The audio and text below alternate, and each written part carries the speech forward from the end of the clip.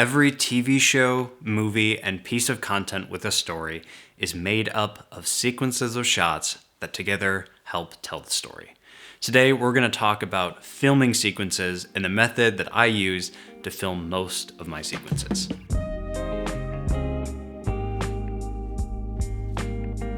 Now, there are so many different strategies people can apply when they're thinking about how to film a scene.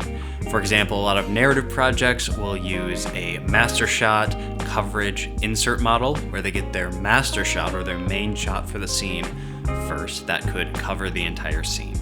Then they move in closer for coverage, which are closer shots that show more detail of the scene. This is often where you'll see an over the shoulder. And then finally, they'll get the inserts, which are just more detailed shots of specific things happening in the scene.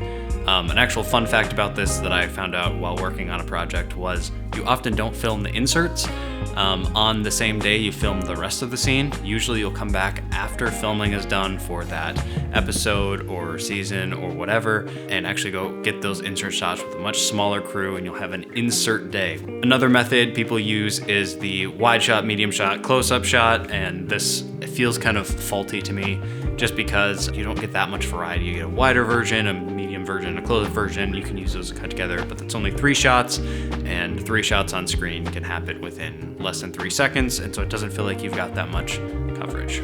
But we're not out filming a movie with a perfectly crafted shot list and a giant crew. As a matter of fact, most of the time it's just us and our camera. So say you're out filming a project and for one reason or another your perfectly crafted plan goes awry. Well, what do? Well, in comes the 7-shot sequence. I was first introduced to this concept by Becki and Chris, and it has fundamentally changed the way I work. I'll leave a link to that video down in the description if you want to check it out. So basically you're going to want to have one establishing shot. This is just something to establish where your scene is happening. It could be a wide shot, maybe it's a drone shot, maybe it's just a locked off tripod shot, but something to just show the context of, hey, this is where the scene is happening. Next, we have 2 medium or wide shots. These establish the context of what is happening in the scene. Next are 2 close-up shots. These should just show the details of what's happening in your scene. Next is 1 abstract shot. This should be something fun to mix it up. I'll often throw some foreground elements in there, or just find a weird angle or perspective or a weird composition just to kind of get interesting. And finally is 1 unexpected shot. So something that you wouldn't expect in the scene. This kind of goes along with that abstract shot, but usually I get a little more weird with the unexpected shot. And basically, if you have just 7 shots, you could cut that up within like 5, 6, 7 seconds, sometimes a little longer, but it's not actually gonna give you that much time. So what I'll start doing is stacking these on top of each other. So 7-shot sequence of one activity, 7-shot sequence of the next activity, 7-shot sequence of the next activity, and eventually, when you put them together, you have a video. So I think the best way to demonstrate the 7-shot sequence in action is to go film a video. So let's go do that. Okay, so we are on set, which is my living room, and we decided we're gonna film a little mockumentary of Abby. Thanks, Abby. Being a kind of a crazy dog mom. So she's channeling her crazy dog mom energy for this video, so thank you, Abby. We're gonna give ourselves 1 hour to shoot, so it's 5, it won't focus. It's 5:56 right now. So we have 1 hour or until I lose light outside to film as many combinations of 7-shot sequences as I can and put them together into a cohesive video. The first thing we're gonna do is film a quick like 5 to 10 minute interview to kind of act as the base for the story, and then we'll go film B-roll. Would you say that you're obsessed with dogs? Yes. Hi, my name's Abigail and I'm a dog mom. And this is my baby Charlie. She's fully trained as a therapy dog. We're just waiting for the certification, and I think she would be great for it, not only because she's like my therapy dog, but also because she really loves kids and just connects with a lot of people. This is when I met her. She was this big. And then a couple weeks later, when she was all ready, dog hair on my phone, as per usual. You picked her up and I cried because I was so happy to get my puppy. She was so cute. I think like being a dog would be hard because I wouldn't just want to be any dog. Like, I would want to be like my dog because I spoil her so much. So that means I would have a good life, because not every dog has a good life. I think that more people should get dogs from adoption and not breeders, because I just think like that's fostering that everyone needs to get a puppy, when in reality, you know, there's so many dogs that need homes.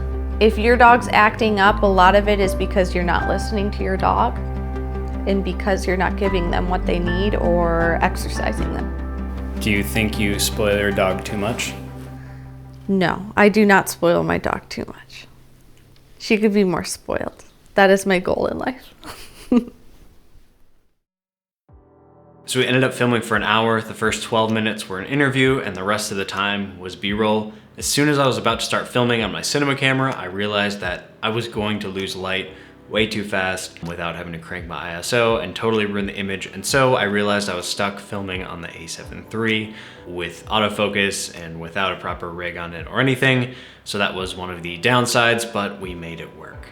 Now I want to walk you through the 5 7-shot sequences we filmed over this hour. Now remember, I wanted to approach this as if a well-intentioned plan had gotten just thrown out the window and we had to kind of fly by the seat of our pants. And so I did that while keeping the 7-shot sequence in mind as I was filming these sequences. So what I did know beforehand though is that I was gonna try to film 5 different sequences. 1, getting ready to go for a walk. 2, going out for a walk. 3, getting to the park and playing at the park. 4, on the way home from the park. And 5, back home after the park, spoiling the dog, feeding her treats, maybe playing with her or something like that. So jumping in, let me just show you the raw footage. These are the clips I got to cover the 7-shot sequences.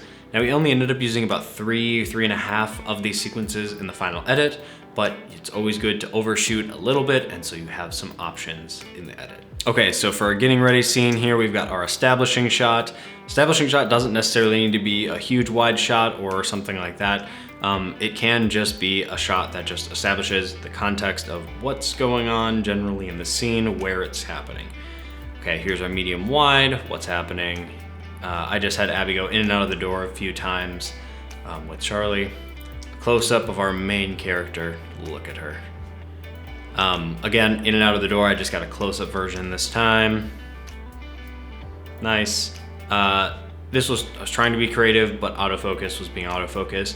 So I was trying to focus on the stuff on the window. It was just kind of frosty and cold. And with the dog in the background, have her come up to the window, but autofocus decided to do what autofocus does and hunt.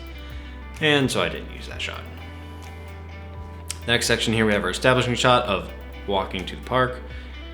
Nice. A medium/wide shot. Here's kind of my abstract shot. I wish I would have had like a GoPro or something to mount on her back real quick, but we didn't have time. I even could have used my phone and it probably would have looked better, but I ended up just holding the camera right above her back, and so we got kind of some of the wobble. It is what it is. We were filming fast without the proper rig. Here's a close-up of the hand holding the leash. There's your unexpected shot. I mean, we kind of expect it, but you know. And then another medium wide. I didn't like this shot at all, so I just chose not to use it. And then now we're at the park. Here's our establishing shot. We've got a nice medium wide, a close-up of that tail, and then another medium wide here overhead. I wish I would have either had a wider lens or been able to like toss up a drone really quick and get an overhead shot that way, but we just didn't have time, and so I just had my 28-75 on and just kind of held it right over the top like that, and that's what we got. And then we've got an abstract shot here focused on the foot. Unexpected shot, dogs will do unexpected things like stop and itch in the middle of playing and look cute. So I ended up getting 8 shots in this sequence. This one in particular, I was trying to get like a close-up on Abby looking to the camera or looking away, and then cut out wide to show the dog in the background, but it just didn't work. She was walking in the background and she was laying down for it. It just didn't work, didn't like it that much, so that's fine, didn't use it, always overshoot. This shot established the going home scene. I actually shot right when we arrived at the park because the sky was perfect for it. So I just had Abby simulate like, okay, let's just start walking towards home. Got that shot. One of my favorite shots, I think, from this sequence. and then a medium wide following shot. I don't know what was going on with my camera control, but it wasn't great. Abstract, if I could do this one again, I would have gotten down on the ground and focused on something in the foreground, had her walk by in the background.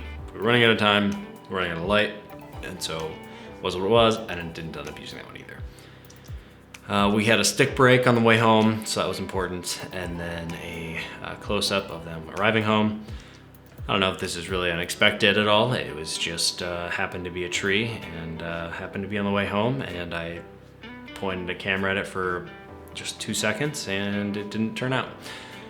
This one hit the record button when I thought I hit the stop button, so they had already crossed. It was a nice shot. Now it's just an empty street. So there was that. And then getting home, here's my unexpected shot. The camera surprised me again and wouldn't focus on anything, no matter how many times I tapped the screen or anything like that. And so I had to shut the camera off and turn it back on to make it work. Establishing shot, she's walking into the kitchen, do something.